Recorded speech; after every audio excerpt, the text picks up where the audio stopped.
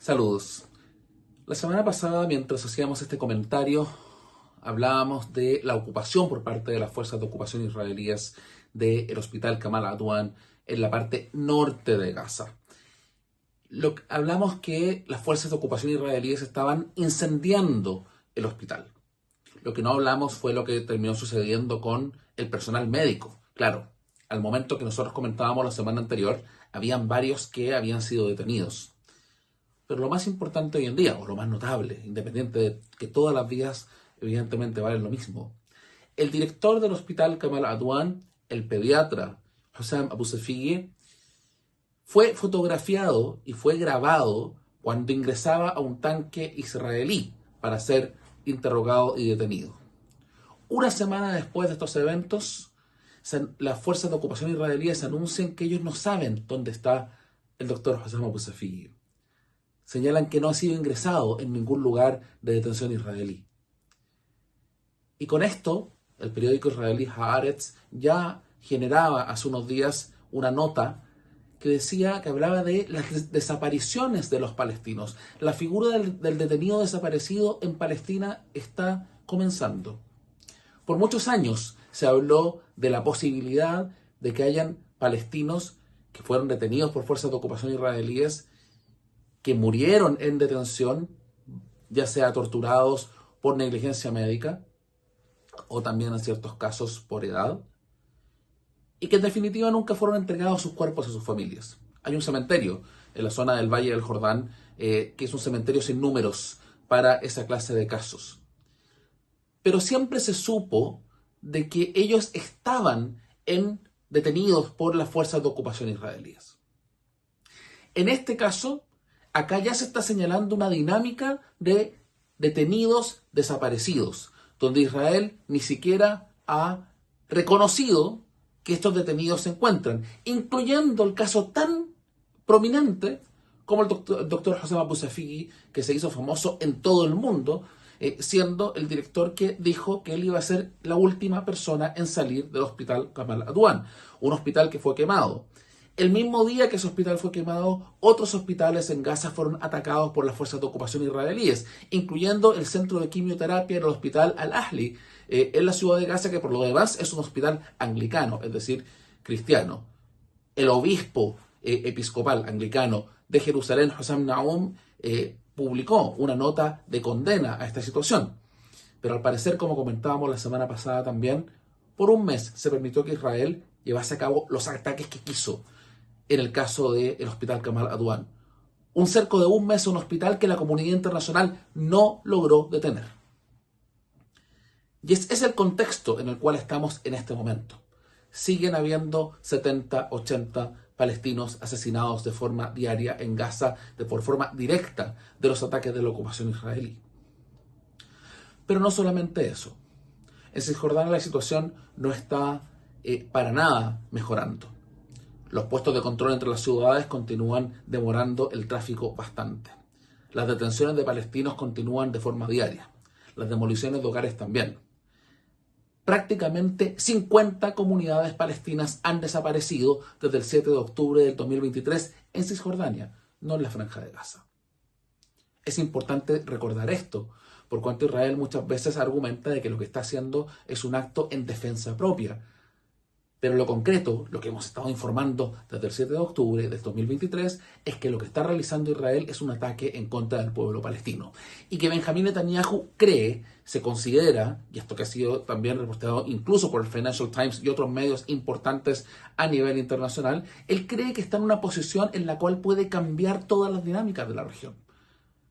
Donald Trump, que tiene muchos oficiales muy cercanos a Donald Trump y al lobby sionista en los Estados Unidos, será presidente de los Estados Unidos en un plazo de aproximadamente un par de semanas. Y si bien es cierto que durante estos días se habla de que la presión del presidente Donald Trump está llevando a que a lo mejor puede haber un acuerdo para un intercambio de prisioneros en el caso de Gaza, que se pueda lograr que sea de forma temporal un cese al fuego, lo real, lo concreto que se está llevando a cabo en este momento va bastante más allá.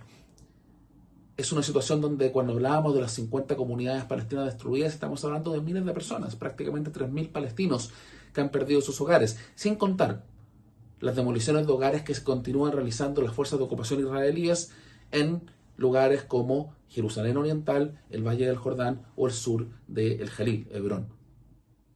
Estas comunidades, ¿por qué son destruidas? Son destruidas porque colonos israelíes las atacan primero con ataques terroristas, en gran medida protegidos por las fuerzas de ocupación israelíes.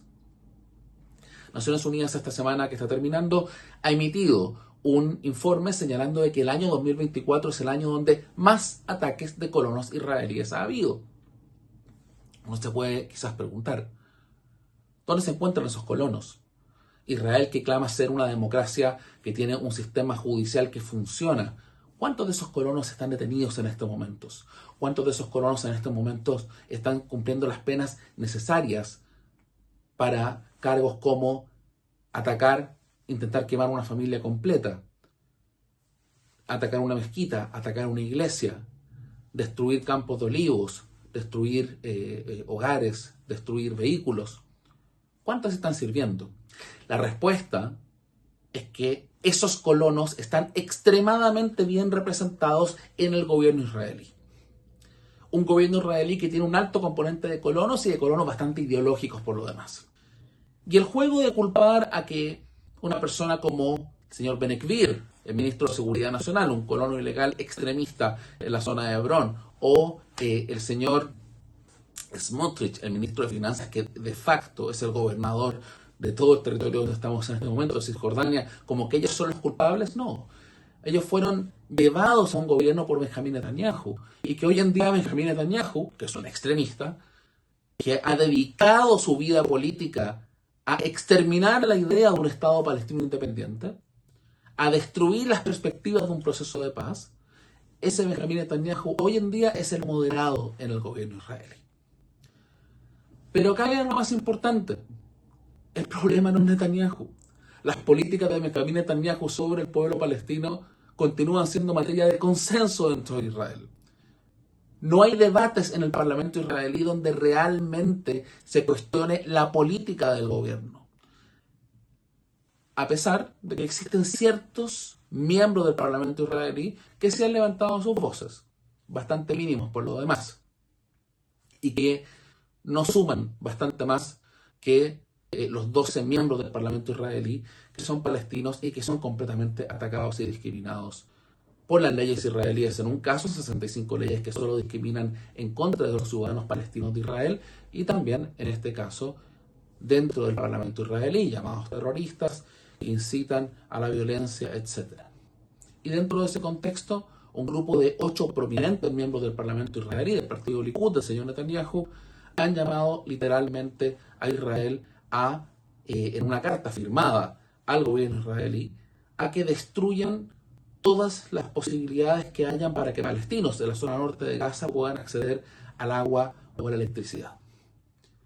Una carta bastante importante, por lo demás, para la Corte Penal Internacional, que ya ha emitido, recordemos, 2 órdenes de detención en contra de el primer ministro Benjamín Netanyahu y el ex ministro de, entre comillas, defensa israelí, Yoav Gallant. Estas son pruebas que, independiente de lo que se diga formalmente por parte de oficiales israelíes, hay que comprobarlo y hay que compararlo con lo que se está realizando sobre el terreno. Y lo que está sucediendo sobre el terreno, tanto en Gaza como en Cisjordania, reflejan una realidad concreta. Es que Israel no solamente no está interesado en una solución de 2 estados, sino que claramente intenta evitar cualquier posibilidad de que el pueblo palestino pueda asumir su derecho a la autodeterminación, es decir, su derecho a vivir libres, es decir, su derecho a vivir en paz. Fue el informe para Palestina por Siempre de Radio Universidad de Chile, de Javier Abuaid, desde Ramallah, Palestina ocupada. Que esté muy bien. Adiós.